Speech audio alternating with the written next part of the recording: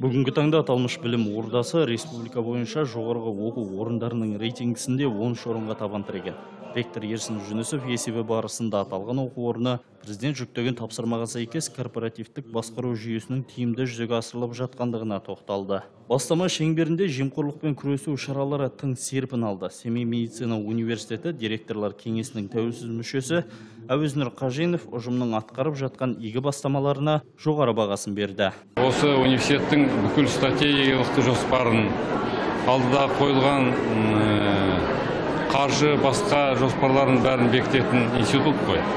Соған байланысты біз бүгін ректордың жылдық қорытынды бойынша баяндамасын тыңдадық.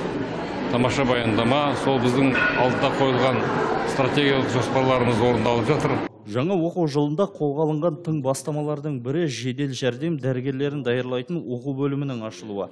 Денсаулық сақтау министрлігінің тапсырмасымен ашылған мамандықтың 18 резиденті жаңа форматта білім алып, еліміз бойынша сұранысқа ие мамандарға айналмақ. Қаншалықты осы адами ресурстарды дамытуға, жаңағы біздің профессорлық оқушылық құрамының ресурстарын дамытуға, материал-техникалық жабдықталуды, студенттерге жағдай жасауды, жаңа жоғары медициналық білім беру бағдарламалары, ғылым, клиника қалай іске асып жатыр, сол туралы да есепте көрсетеміз. Биылғы оқу жылынан бастап бірінші курс білімгерлері халықаралық стандартқа сәйкес жаңа оқу бағдарламасына көшті.